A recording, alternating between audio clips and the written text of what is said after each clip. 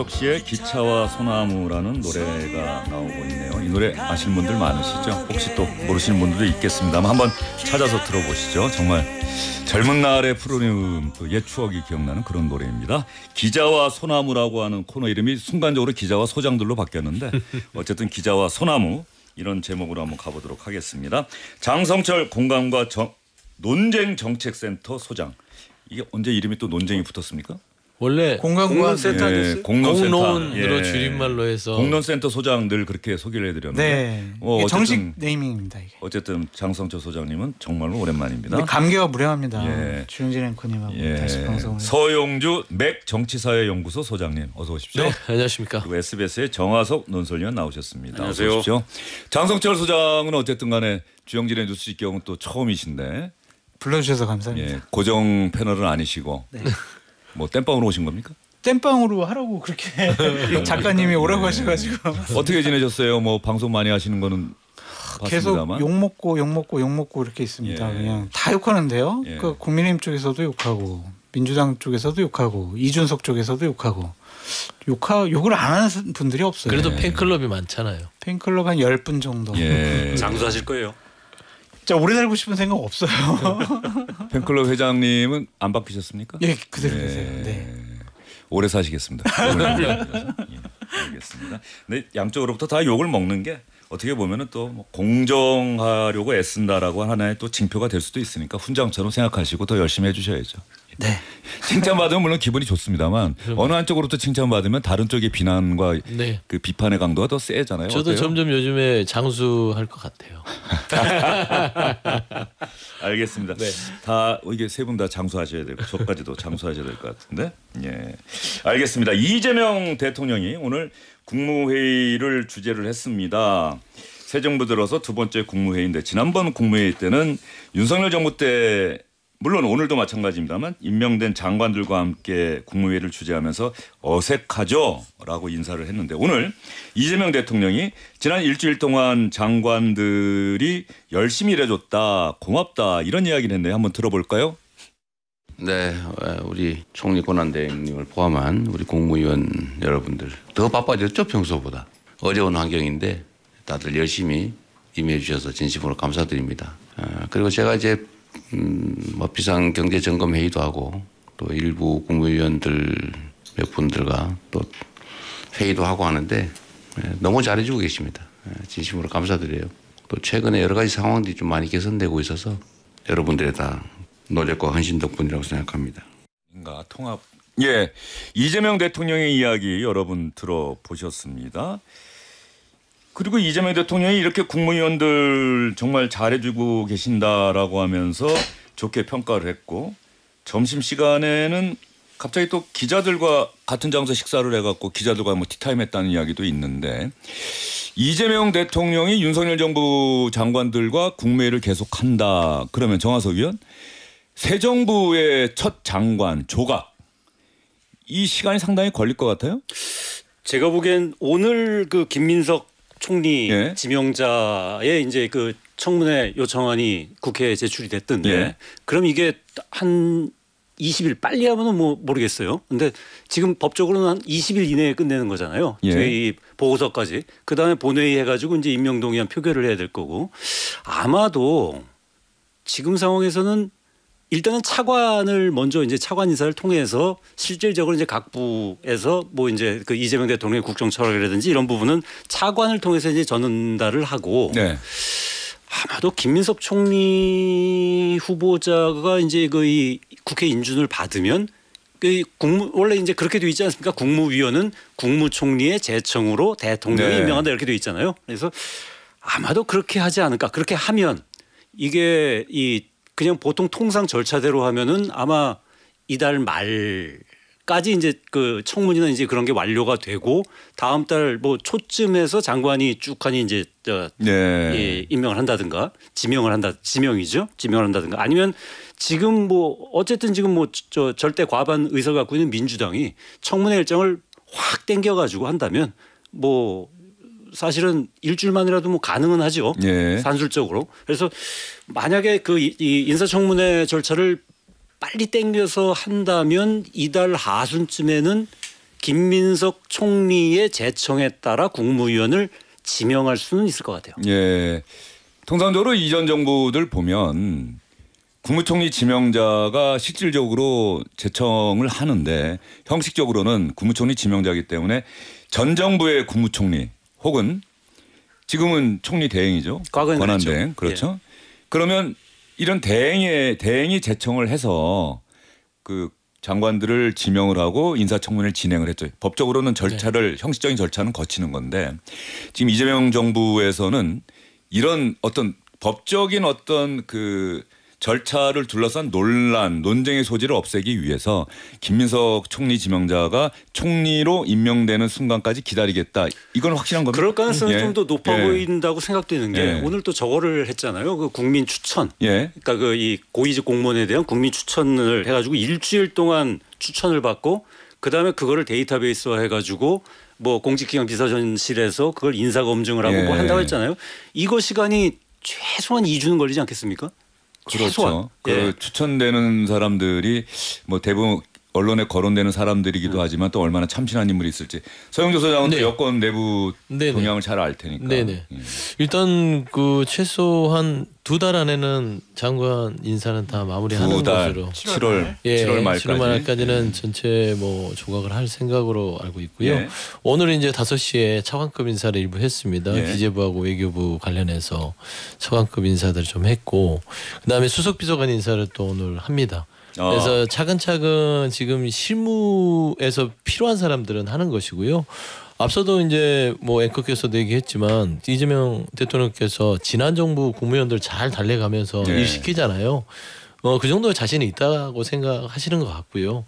사실상 이제 이 이재명 정부 1, 2기 내각인데 이거를 시간에 쫓겨서 하지는 않을 것 같고 기본적으로 본인이 생각하는 인적 구성 플러스 말씀한 대로 국민 추천 까지 해서 이제 모양을 갖춘 다음에 하는데 속도는 이미 한 2달 안에는 끝내는 것으로. 예. 그러니까 그렇게 늦지는 않을 것 같아요. 예. 장석조 소장님 네. 보면 윤석열 전 대통령 당시에 첫 국무회의 순간적으로 기억이 나는데 첫 국무회의 때는 이전 정부에서 임명된 장관들하고 물론 같이 할 수밖에 없는 상황이긴 했습니다만 일부 국무회의 참석자들한테는 오시지 말라고 네. 안 오셔도 된다. 맞아요. 기억나시죠? 네. 예. 근데 이번에는 상당히 좀 통합하는 그런 모습을 좀 보여주고 싶어 하시는 것 같기도 하고 실무적으로 저 국무위원들을 좀 데리고 가야 오늘 통과시켰던 특검법 같은 그렇죠. 경우도 국무회의에서 의결해가지고 대통령께 이제 건의하는 형식으로 공포가 되는 거잖아요. 그래서 실용적인 모습이 지금 이런 국무회의의 모습에도 나타나고 있다. 그렇게 보여지는데 국무위원실에 근무하는 저희 후배들한테 네. 물어봤어요. 네.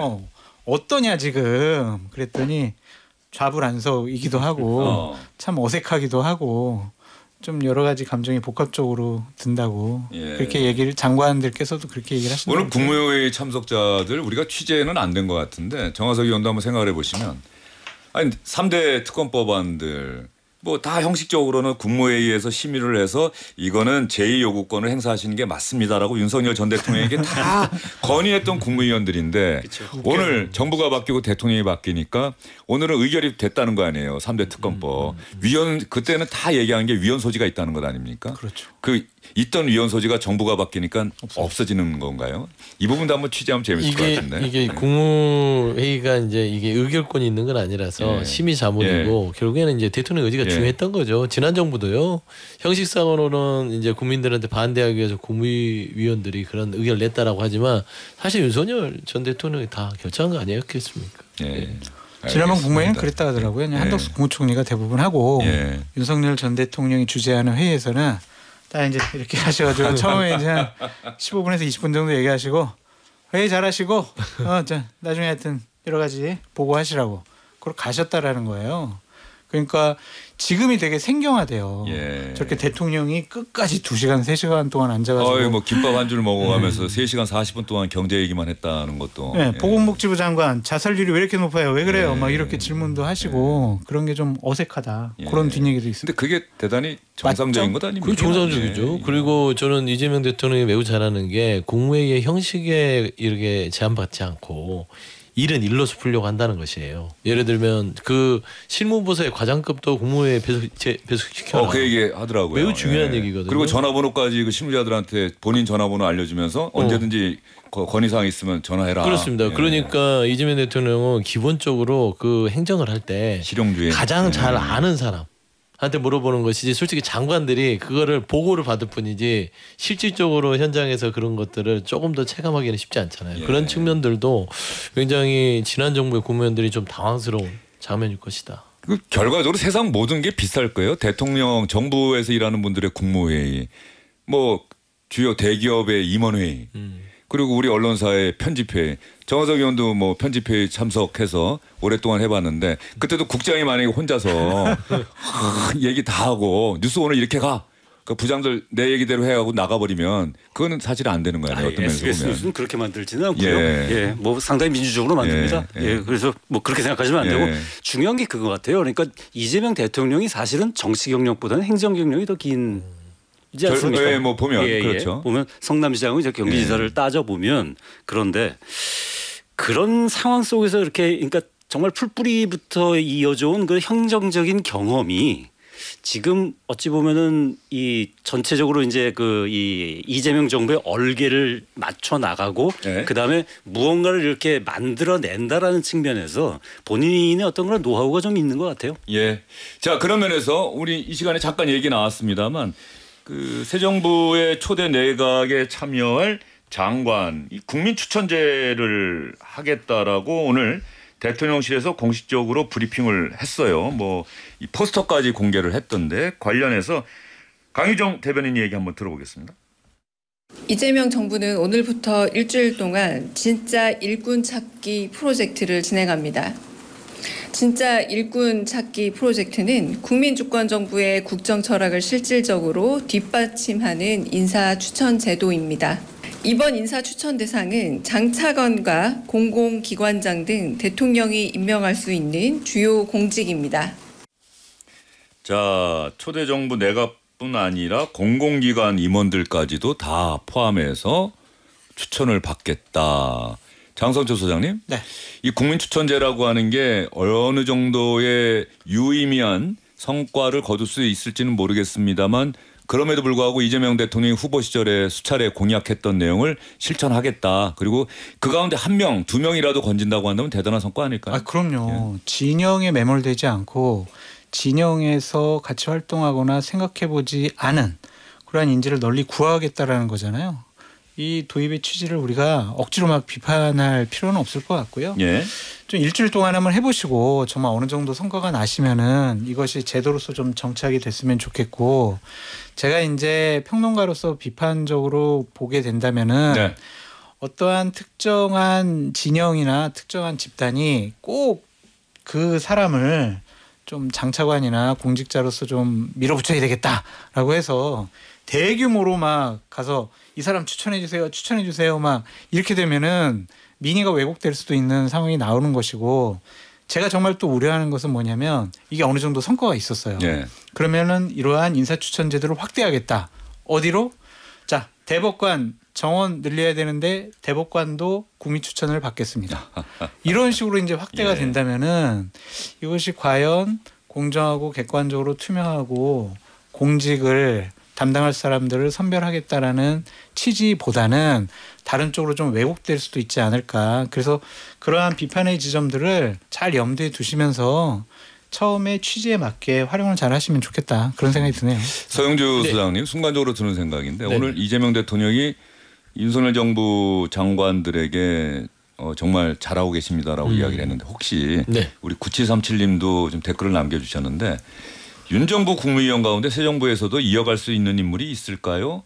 조태열 외교부 장관 정도는 괜찮지 않을까라는 생각이 드는데 이거 미국 같은 경우는 이런 전례가 있어요. 오바마 대통령이 부시 행정부의 국방장관을 네. 한 6개월인가 1년 동안 같이 갑니다. 1년 정도. 근데 우리 이재명 정부에서도 그런 일이 있을까? 어떻습니까? 뭐 아예 없다고는 할 수 이 없겠죠. 비상계엄 또 국무회의가 이게 좀 예, 변수가 될 것 같긴 한데. 그렇죠. 그러니까 지난 정부가 정상적으로 이양이 된 정부였다면 충분히 뭐 기대해 볼 만한 어떤 그런 상황이었을 것 같은데요. 사실상 지난 정부가 그렇게 말끔한 정부는 아니었잖아요. 내란 정부라고 해도 거기에 대해서 비판할 수 없는 정부이기 때문에 국민의원들 개개인으로 보면 억울한 사람도 있겠으나 어떡하겠습니까? 그것도 본인들이 그 정부에서 대통령을 잘 보필하지 못한 부분들에 대한 책임을 져야 되기 때문에 능력이 뛰어나다 하더라도 같이 가는 것들은 조금은 무리지 않을까. 국민적인 정서상 어려워 보인다. 세술은 세부대에 담아라 라는 게 이번에 또 조기 대선의 국민들의 염원이지 않았을까 생각합니다. 네. 지금 오늘 국무위원 참석자 명단 보니까 제가 보기에도 같이 가기는 좀 썩 그렇게 예. 저도 왜 그렇게 자신 있게 말을 못하냐면 예. 지난 윤석열 정부에서 윤석열 대통령이 국무위원들한테 몹쓸 짓을 많이 했어요. 가서 국회에 가서 싸워라. 전사가 되라. 예. 이렇게 하다 보니까 결국에는 국무위원들이 행정을 하지 않고 정치를 해버린 통에 결국에는 본인들 스스로도 행정가로서 이렇게 좀 눈에 드는 사람들은 없었다라고 저는 좀 개인적으로 판단합니다. 그거 진짜 이낙연 전 총리 지금 민주당에서는 여러 가지 평가가 있습니다만 국무총리 시절에 이낙연 전 총리가 대정부 질문하면 그 당시 국민의힘 의원들이 늘 손해보고 졌다라고 하는 평가를 받은 게 목소리 높이지 않으면서 조근조근 차분하게 이야기했던. 그런데 지금 말씀하신 것처럼 그 윤석열 정부 장관 일부 장관들은 국회만 가면은 한덕수 총리마저도 목소리 높이고 핏대 올리고 막 이런 모습은 그게 과연 올바른 건지 아니면 얼마든지 조용하게 이야기하면서도 국회의원들을 부끄럽게 만들 수도 있는 건데. 그러니까 김용현 전 국방부 장관 같은 경우에는 국회에 나와가지고 야당 의원 질문하는데 뭐 저 이렇게 뭐 저 장관이고 공직자 제복 입었다고 할 말 못하면 뭐 병신 아닙니까 막 이런 식의 얘기도 하고 정진석 비서실장 같은 경우에는 운영에 나와가지고 천하람 의원이 아니 지금 지지율 좀 신경 써야 되는 거 아닙니까 그랬더니 개혁신당 지지율이나 신경 쓰세요 이렇게 조롱 섞인 얘기를 했잖아요. 국민의 대표에 대한 존중 이건 아니죠. 바탕에 깔려 있어야죠. 근데 또 이렇게 예. 해야 뭐 진영에서 열광하고 그게 무슨 뭐 유튜브 쇼츠 같은 걸로 나오면 창피해요. 무슨 뭐 참교육을 했다는 뭐 이런 식으로 또 그게 또 이제 유통이 되잖아요. 소비가 되잖아요. 근데 그거는 아닌 것 같아요. 왜냐면은 장관들은 국회에 나와가지고 정말 국회의원들이 물어보면은 자세하게 정부 정책 설명하고 설득도 하고 그게 마치 그냥 책상 치고 그냥 두고 보자 너희들 이제 비용 벙커로 끌려갈 거다 그런 마음속에 생각을 갖고 국회의원들한테 그런 식으로 대하는 것은 네, 저는 말이 그 안 되죠. 윤석열 정부의 그 전사형 국무위원의 가장 큰 대장주는 한동훈 전 법무부 장관이었어요. 저는 그렇게 생각하고 그게 잘 싸우니까 당시 윤석열 전 대통령이 그게 급족했는지 한동훈 장관처럼 이렇게 해야 된다는 식의 뉘앙스를 통해서 대야 투쟁을 해라. 어떻게 국무위원들한테 국민이 뽑아준 이 선출직 국회의원들하고 싸우라고 하는 자체가 결국에는 3년 안에 이 파국을 맞는 것들이 다 그런 게 쌓여서 그런 거지 않나 싶어요. 그러니까 존중. 네. 국민의 대표인 국회의원들 보기에 뭐 제대로 일 안 하는 것 같이 생각돼도 그래도 그분들은 국민의 대표라는 생각을 갖고 그럼요. 앞으로 대정부 질문이나 국회 상임위 답변 과정에서 새 정부의 장관들은 그러면서도 할 말은 또박또박 하면 되지 않을까 이런 생각이 됩니다. 그런 모습도 한번 보고 싶고요. 오늘 이 얘기하다 보니까 정화석 의원 일단 장관들 인사는 좀 늦어지는데 수석 비서관들 인사는 단행을 했잖아요. 그런데 민정수석 오광수 민정수석 조국혁신당의 반대에도 불구하고 특수통 검사 출신을 민정수석에 임명하면 검찰개혁 물 건너갈 수 있다는 조국혁신당의 우려와 반대에도 불구하고 임명을 했는데 과거 어떤 재산과 관련한 뭐 판결문도 공개가 되면서 지금 상당히 논란이 되고 있는 것 같은데. 내용을 간단히 예. 요약하면 뭐 그렇습니다. 2005년에 그러니까 그 오광수 수석의 부인 명의로 됐던 경기도 화성의 토지와 주택이 누군가에게 이제 소유권이 이전이 됩니다. 전모 씨라고 하던데요. 그 분은 그 오광수 수석과 아주 뭐 절친한 사이, 대학 동기 동창이라고 하고요. 그 이후에 2020년에 재판이 벌어져서 다시 소유권이 그 전모 씨로부터 그 이 오광수 수석의 부인으로 갑니다. 그래서 그때 왜 그게 다시 왔느냐를 봤더니 2005년에 이제 이전된 이후에 2007년에 각서를 썼다는 거예요. 돌려달라 그럴 때 돌려준다. 그러니까 예. 간단하게 얘기하면 부동산 명의 신탁을 했다는 거죠. 예. 이 이름을 빌려가지고. 뭐 차명 보유 뭐 이렇게 얘기해도 될 것 같고요. 그렇죠. 예. 이것부터 이제 부동산 실명법 위반 소지가 있죠. 그 다음에 이 오광수 수석이 2012년부터 15년까지는 검사장으로 있었어요. 현직 공직자면은 공직자윤리법에도 고위공직자 예. 이제 재산 공개 대상이죠. 예. 그래서 재산을 등록해야 되는데 그거 신고했습니까? 없었죠. 그게. 그러니까 그거는 이제 공직자윤리법 위반 소지가 있는 예. 겁니다. 이 두 가지가 있는데 이거는 어찌 보면 재판 기록에서 이미 그 이 오광수 수석의 그 부인이 다 주장을 한 거예요. 그러니까 판결문이 있으니까 예, 이거는 부동산 뭐, 명의 신탁을 예. 했다라는 걸 주장을 했고 재판부가 그걸 받아들여서 소유권이 다시 간 겁니다. 그래서 이 부분에 대해서 사실은 오광수 수석도 뭐 부끄러운 일이다, 허물이 많다 해가지고 부인을 하지 않아요. 뭐 부인을 하기 기자들 어렵겠죠. 질문하는 문자에 이렇게 그렇죠. 답변을 한다는 거죠, 예, 문자로. 예. 그게 뭐 일단 뭐 민정수석이라는 그러니까 대통령실의 비서관은 인사청문회 대상이 아니니까요. 뭐 그런 부분에 있어서 좀 소홀할 수도 있었을까 싶은데 대통령실의 지금 반응은 그겁니다. 그러니까 언론을 통해 알았다. 검증 과정에서 그게 걸러지지 않은 게 조금 그렇죠. 의아하네요. 예. 그리고 뭐 그래도 본인이 사과하고 뭐 그랬으면은 뭐 좀 이제 지켜보는 거 아니냐. 뭐 하면서 어찌 보면은 지금 오광수 수석에 대한 논란에 대해서 아직 입장을 좀 유보하고 있는 듯한 느낌이 들거든요. 그게 예. 그럴 만도 한 게 예. 사실은 이제 지금 이재명 대통령 인사 잘한다 지금 하고 있는데 이게 좀 삐끗하는 느낌이 좀 들잖아요. 게다가 오광수 수석 같은 경우는 그 이전에 무슨 조국혁신당이나 뭐 어디에서 이 특수부 검사 출신을 거기다가 세워가지고 이게 검찰 개혁 제대로 되겠느냐라는 어떤 그런 좀 반론들도 좀 있었고요. 예. 그런 상황에서 대통령실도 좀 난감한 듯한 좀 저 분위기가 지금 감지가 되고 있습니다. 예. 자, 그러면 제가 궁금해서 한번 찾아봤는데 이 국민의힘이 이 정도 사안이면은 이거 이 잘못된 인사다. 빨리 그만두도록 해야 하고 사과해라. 검증 제대로 못한 거. 그런데 국민의힘에서 이런 얘기가 없더라고요. 제가 오늘 의외로 놀랐어요. 자기네들끼리 싸우느라고 예. 바빠서. 외부에 지금 정신 팔 시간이 없는 장 것 같아요. 소장 생각은 어떠세요? 이 정도 사안이면은 오광수 수석이 본인이 알아서 거취를 정리해야 된다고 생각하세요? 두 가지 문제가 있는 것 같아요. 그러니까 인사 검증 시스템이 지금 완비되질 않아가지고 그렇죠. 예. 인사 그건 검증 인정하죠. 예. 서류 같은 경우를 작성했는지 안 했는지 모르겠어요. 근데 인사 검증 서류에 이런 것들은 다 기록하게 되어 있거든요. 본인이 자백을 하게 되어 있는데 그것이 작성이 안 돼 있고 만약 그걸 감췄다면은 도덕적으로 윤리적으로 문제가 있는 것 같고 또한 민정수석실이 이제 뭐를 하게 되느냐. 검찰 개혁도 뭐 할 수는 있겠지만 결국에는 인사 검증하는 데거든요. 그럼 공직자 인사 검증을 하는데 재산 명의 신탁, 부동산 명의 신탁한 사람 나도 했는데 이게 공직자로서 나도 됐는데 뭐 도덕적인 기준이 낮아질 거란 말이에요. 그럼 그게 이재명 정권에 상당히 부담이 될 수밖에 없는 상황이다. 그래서 이것이 만약에 몰랐었다라면 이걸 가지고 다시 한번 뭐 계속 임명할 것인지 아니면은 그냥 해촉할 것인지를 고민하실 단계가 된 것이 아니냐. 딴 자리가 아니라 이게 민정수석이라는 자리잖아요. 서영주 소장이 네. 이제 네. 드디어 여권 패널이 되면 그렇죠. 얼마나 말하기가 쉽지 않은지. 자, 서영주 소장은 어떻게 요건 생각하십니까? 패널 해봤습니다. 예. 다시 또 돌아왔지만 그건 아닌 건 아닌 건데요. 예. 저는 이재명 대통령의 인사를요. 예전에 2PM의 노래 중에 10점 만점에 10점이라는 노래가 있습니다. 예. 저는 10점 만점에 10점인데 민정수석실만 빼고 예.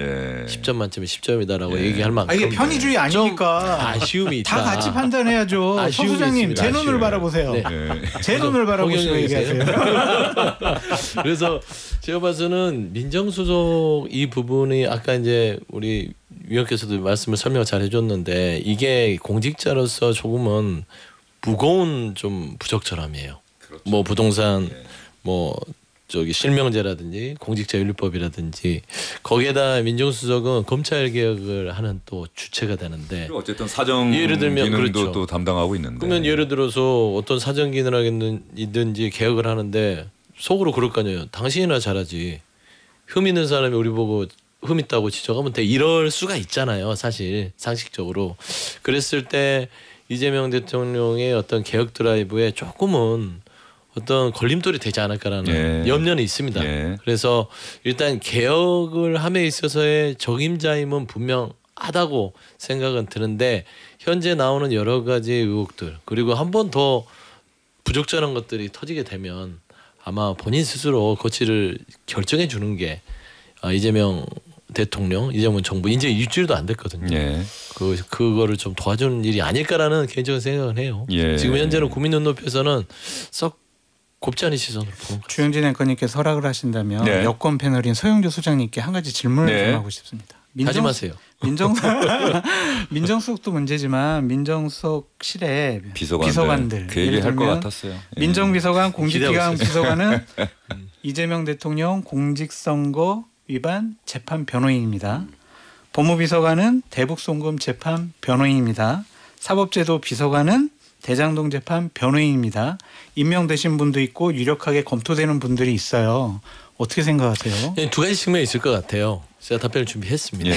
그래서 첫 번째는 개혁적인 역량에서는 그 이재명 대통령의 변호를 했던 예를 들면 대장동, 대북송금 이런 것들이 지난 정권에서 말하자면은 정치적 기소였기 때문에 그거를 누구보다도 속사를 잘하는 변호사들이 그 개혁의 대상에 대해서 더 제대로 할 수 있다라고 판단해서 그 자리에 간 것 같아요. 하지만 두 번째 그냥 그런 어떤 정치적인 판단을 외에 중도층이라든지 일반 국민들이 봤을 때는 왜 굳이 본인의 어떤 변호를 담당했던 사람들을 이해충돌의 여지가 남겨놓을 수 있는 그런 인사를 했을까라는 측면 두 가지가 있을 것 같아요. 그 두 가지를 비교경량했을 때 이재명 대통령이 인사권자고 인사권의 결정권자이기 때문에 저는 개혁의 방점을 좀 뒀다. 다소 오해 소지가 있더라도 지금은 검찰 개혁이 중요하기 때문에 그걸 잘하는 사람들을 일단은 투입하는 게 맞겠다라고 결정하지 않았냐라고 좀 생각이 듭니다. 근데 서영주 소장님이나 민주당에서 정권 초기에 윤석열 전 대통령이 본인의 장모 최연순 씨 변호인이었던 이완규 씨를 변호사를 법제처장으로 시켰을 때 비판한 대목이 있잖아요. 그대로 한번 생각을 해보셨으면 좋겠어요. 우리는 그때 어떻게 비판했냐면 대통령이라는 공적 권한을 사적으로 남용한 것이 아니냐. 자기 사람 챙긴 거 아니냐. 그런 비판했잖아요. 본인 변호인들을 이렇게 공적인 비서관 자리에 임명을 하려고 하고 했다라는 것은 이거는 인사권의 남용으로 볼 수 있지 않아요? 그거를 단순히 검찰개혁의 적임자들이기 때문에 우리가 어느 정도 용인을 해줘야 된다라는 것은 나라가 윤석열 정권 초기의 인사에 비해서 나아진 게 없다. 그렇게 생각할 수 있는 거 아니에요? 나아진 게 없다라고 하는 건 민정수석실에 그런 이해충돌이 있을 만한 사람들이지만 전체를 봤을 때는 나아지고 있다고 판단이 되고요. 일단 민정수석실에 이해충돌이 있는 부분에 오해가 있는 인사는 저도 아쉬움이 남지만 제가 앞서서 얘기했지만 분명히 두 가지를 다 고민했을 거다. 제가 좀 말씀드릴게요. 정화석 위원하고 저는 나갈까요? 이러다 보니까 장 소장님이 할 만한 질문을 하셨다고 생각을 하고 지금의 민정수석실이 이재명 대통령을 변호했던 일종의 로펌된 것 아니냐 뭐 이런 비판이 있기 때문에 질문을 한 건데 그래서 청취자분들이 또 잊어버리셨을까 봐 이야기하는 게 서영주 소장도 오광수 민정수석 이 논란 바람직스럽지 않다. 잘못된 건 잘못된 거다. 그렇습니다. 그런데 본인이 깨끗하게 인정하고 부끄럽다, 송구스럽다라고 이야기를 했으니 현 단계 지금 상황이라면 검찰개혁이라고 하는 중책 그 의지 이게 정말 중요한 얘기 때문에 그래도 한번 국민들께서 이해해 주셨으면 좋겠는데 뭔가 하나가 더 나온다면 서영주 소장도 나도 그때 결정하시죠. 커버를 못 쳐준다. 네 그렇습니다. 알겠습니다. 검찰 개혁은요. 대통령실 민정수석실이 주도로 하는 것은 적절하지가 않습니다. 검찰 개혁은 법과 제도로 하는 것이지 누군가 어떠한 특정인을 통해 가지고 검찰 개혁하겠다라는 것 지난 문재인 정권에서 실패한 거를 똑똑히 지켜봤잖아요. 그래서 검찰 개혁이라는 큰 명분을 갖고 이 분들에 대한 임명에 대해서 옹호하는 것은 좀 무리가 있지 않나. 그런 생각을 조심스럽게 여권 패널인 서영주 소장님 앞에서 해봅니다. 장성철 소장과 서영주 소장 이야기를 들어보면 많은 분들이 그런 생각도 하실 것 같아요. 이게 여야가 서로가 서 있는 위치가 바뀌면 예전에 상대방이 했던 얘기가 얼마나 잘못됐다고 그렇게 비판하다가 위치가 바뀌면 상대방이 잘못했다고 했던 이야기를 나도 똑같이 해요. 이게 우리 정치를 그러니까. 바라보는 국민들이 정치를 좀 비판적으로 생각하는 이유 중에 하나인 것 같은데 좀 서 있는 일관성 자리에 있게 따라 풍경은 달라 보이게 말이는 일관성 있게 이야기를 한다면 정치에 대한 평가가 좀 달라지지 않을까 싶고요. 좀 요거 이제 예. 조금 지나면 이제 특검이 이제 본격적으로 가동되면 네. 이 얘기 또 나올 것 같아요. 지금 그러니까 그 얘기, 좀 예. 전에 이제 그 얘기 한 것처럼 예. 또 보나마나 국민의 알 권리냐 피의 사실 공표냐 이거 갖고 이제 또 이 공격과 수비가 또 바뀐 형태가 또 나올 게 거의 제가 보기엔 90% 이상일 것 같은. 지금 정화석 의원이 얘기했으니까 오늘 국무회의에서 3대 특검법 심의해서 뭐 의결했다 이런 기사가 나왔는데 이게 결과적으로 윤석열 정부 내내 제기됐던 의혹들인데 그렇죠. 윤석열 정부에서는 계속해서 거부권을 행사했었던 그런데 이재명 정부가 들어서니까 일주일 만에 이 특검법이 통과가 되는데 뭐 어떤 특검법들인지 뭐 국민 여러분들 뭐 이제 거의 뭐 청취자 여러분들 다 알고 계실 것 같은데 내란 특검법 이거는 뭐 12.3 비상계엄 사태와 관련된 윤석열 대통령과 뭐 그 이 등등의 인물들의 어떤 내란 혐의죠. 네. 그다음에 김건희 특검법. 김건희 특검법이 뭐 도이치 모터스 주가 주가 조작이라든지 명품백이라든지 그다음에 그 선거 개입 공천 개입 문제라든지 뭐 건진법사라든지 뭐 이런 부분들이 이제 다 들어가는 거예요. 그야말로 모든 걸 다 막나한다. 예, 김건희 예. 여사와 관련된 의혹은 예. 다다. 여기에 예. 또 수사 중에 알게 된 또 이 관련 사건 뭐 여기까지 있으니까요. 그다음에 하나가 최상병이 이제 순직 사건이 있는데 최해병의 그 사건에 있어서 어떤 은폐 의혹은 없었는지 수사의 외압은 예. 없었는지 이런 부분들을 하고 있는 거고요. 굉장히 지금 메모답니다. 규모가. 그래서 내란 특검이 이 몇 명입니까? 60명. 60명. 네. 그다음에 김건희 특검이 40명. 40명. 검사 40명, 네. 네, 검사. 검사만. 예, 예, 예. 그다음에 최상병 특검도 20명. 20명. 네. 그다음에 그 수사관이 500. 220명인가 그래요. 그래서 예. 그 검사 파견 검사와 수사관을 다 합치면 340명이라더라고요. 이게 지금 우리나라 지방 검찰청 중에 2위가 인천지검이라는데 그 이 예. 규모로 봤을 때 그 인천지검보다 좀 더 많은 규모랍니다. 그리고 지금 최장 그 수사일이 내란하고 김건희 특검 같은 경우는 170일. 네. 그다음에 이 최상병 특검이 140일. 예. 이렇게 해서 거의 근 한 5개월, 6개월 정도. 6개월 12월까지. 정도가 되어 있는 거죠. 네. 근데 이제 보통 그렇게까지 가겠느냐? 그건 뭐 잘 모르겠는데. 그러니까 한 차례 수사 예. 연장 기간을 포함해서 최장이라는 거죠. 예, 예. 170일, 140일은. 예. 근데 갈 수가 있을 것 같아요. 예. 왜냐하면 내란 특검은요 혐의가 11가지고 김건희 특검은 혐의가 16개, 해병대원 특검은 의혹 혐의 8개예요. 이거 6개월 충분히 수사하죠. 모질할 것 같아요. 그래서 이번 연말까지 국민의힘과 보수파 진영은 제가 좀 뭐 표현을 하자면 작살날 것 같아요. 사실 이걸 국민의힘 가지고. 쪽에서 가장 긴장하는 부분은 예. 사실은 김건희 특검 맞습니다. 쪽에서 맞습니다. 명태균 리스트가 이제 어떤 식으로 나오느냐. 그다음에 이 선거 개입, 공천 개입 이 부분에서 국민의힘이 어느 정도 이제 타격을 입을 수밖에 없느냐. 이 부분이 아마 가장 지금 불안한 부분이 아닐까 싶어요. 저는 또 하나 내란 그렇죠. 특검에서 그 비상계엄 선포 직후에 있었던 국회에서의 그 계엄 해제 의결 과정에서 국민의힘이 보여줬던 그 모습들이 일반 국민 입장에서는 좀 이해가 안 되는 왜 본회의장에 들어오지 않았을까라고 하는데 그 부분도 혹시 대통령과 뭐 국민의힘 지도부 사이에 어떤 교감이 있었는데 이런 부분까지 수사를 하게 되면 그 그래서 부분에서는 뭐 추경호 예. 원내대표 전 원내대표가 수사 대상에 올라가겠죠. 제가 이제 드는 궁금증은 당연히 이재명 대통령과 이재명 정부를 만들어낸 사람들은 이것은 국민 통합과 별개로 그 정의를 바로 세우는 일이기 네, 때문에 해야죠. 반드시 해야 된다라고 하는 건데 이게 야당 구 여권 지금의 야권 인사들이 연루가 되고 개입이 됐다라는 게 드러나고 소환이 되고 이러면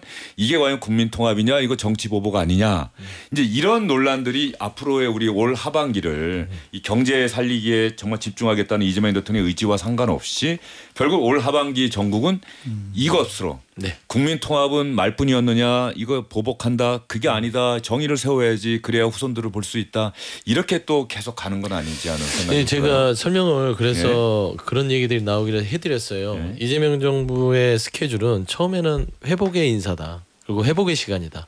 회복은 지난 잃어버린 시간들이 6개월이 있었잖아요. 예. 그리고 내일 안으로 이 대한민국의 헌법 질서를 잃어버렸기 때문에 회복해야 되잖아요.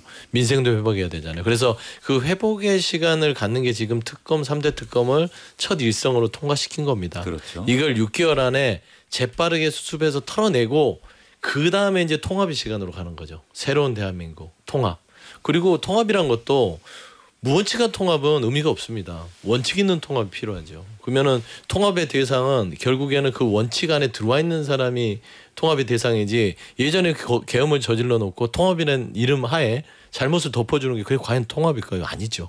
저는 국민들이 그렇게 했다가는 아주 민주당과 이재명 정부를 향해서 불호령을 떨어뜨릴 거라고 봅니다. 그래서 저는 이 부분은 해야 될 부분이고요. 사실상 저는 그 내란 특검, 김건희 특검, 최혜병 특검 이 세 가지 특검의 가장 큰 화두는 김건희입니다. 네.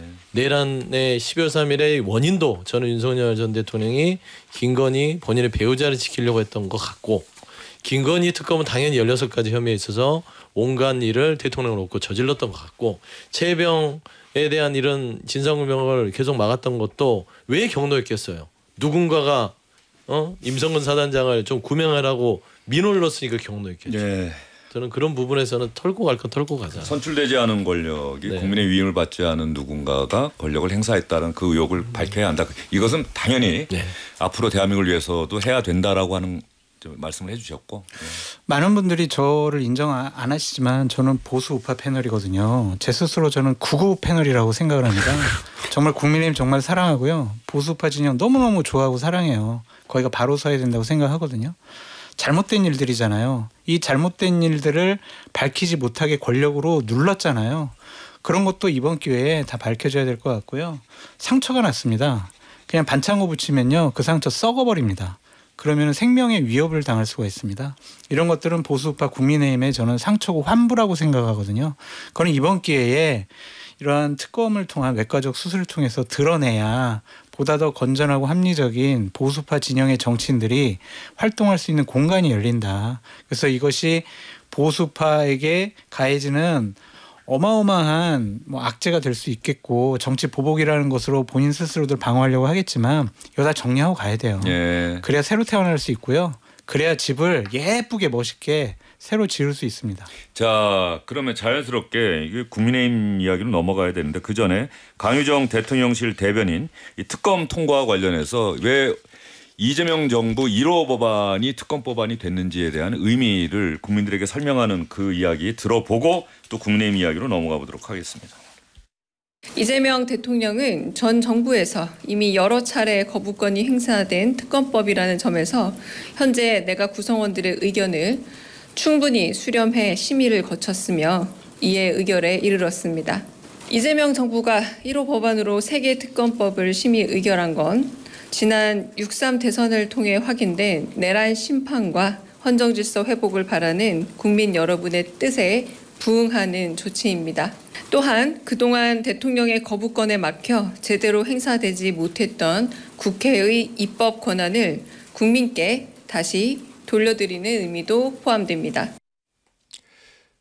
이재명 정부 대통령실 대변인이 3대 특검 법안이 오늘 국무회의에서 의결된 그 의미를 국민들에게 직접 설명하는 내용의 이야기 여러분 들어보셨습니다.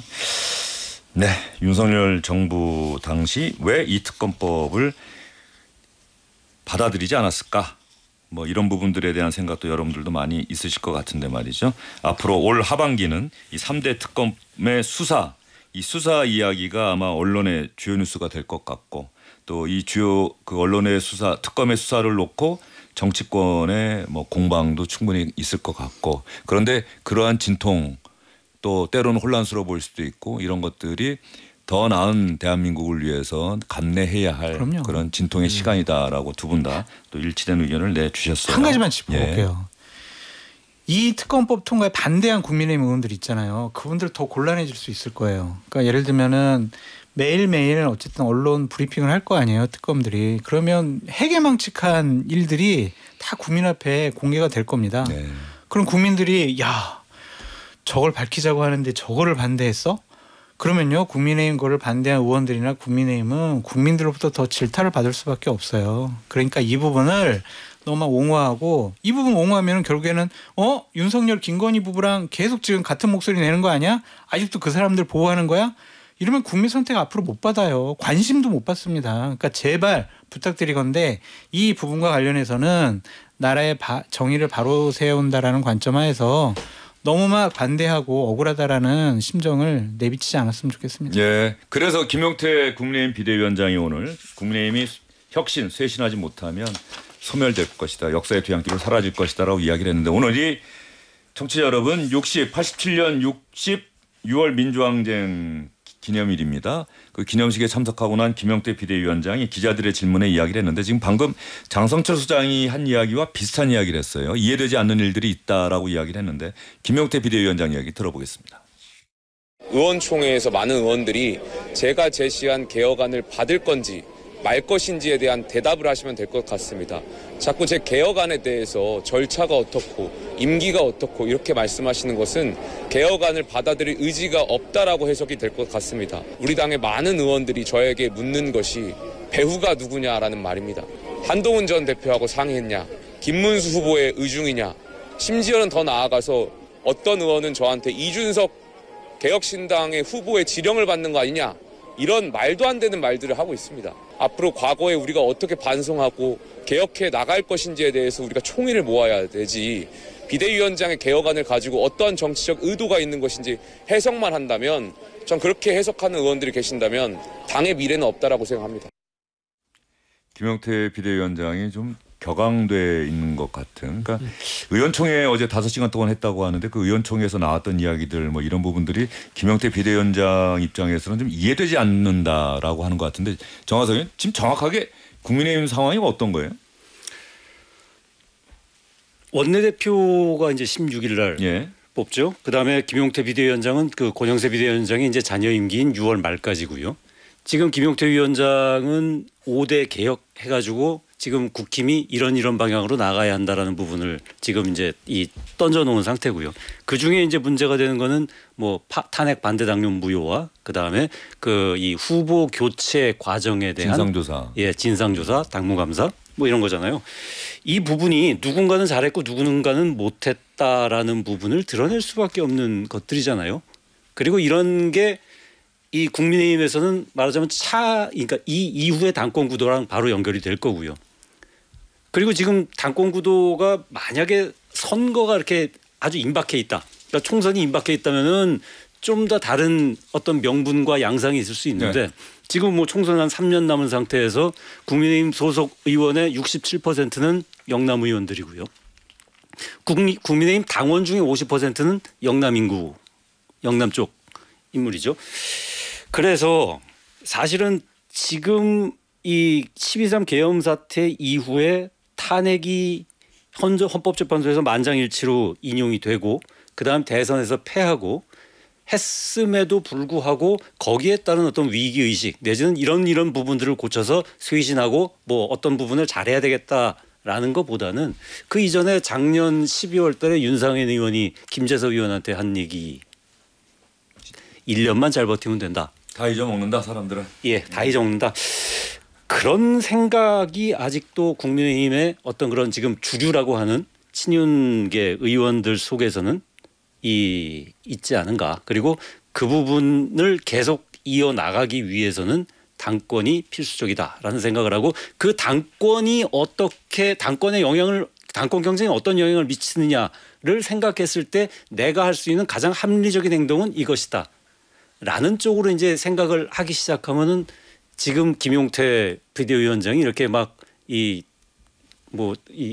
좀 격분하는 그런 부분들 그런 부분들이 결국은 그렇게 이게 연관이 되어 있지 않나 싶습니다. 자, 그러면 국민의힘 내부 사정이라고 하는 게 김용태 비대위원장이 제시한 개혁안 탄핵 반대 당론 무효와 그리고 후보 교체 진상 규명을 위한 당무감사 이런 내용인데 이 개혁안이 받아들여질지 김용태 비대위원장 임기가 이달 말까지인데 이달 말까지 하는 건지 아니면 다음 전당대회 때까지 가는 건지 다음 전당대회는 8월 말이냐 9월 초에 열리는 건지 아니면 연말에 가는 건지 내년 초에 열리는 건지 아무것도 정리가 안 된 거네요. 제가 정리해 드릴게요.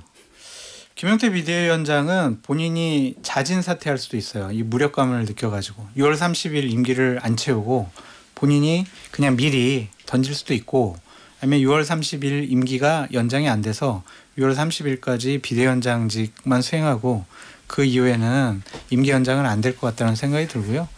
국민의힘은 지금 기본적으로 김용태 비대위원장에 대해서 어떤 감정이냐면 네가 뭔데?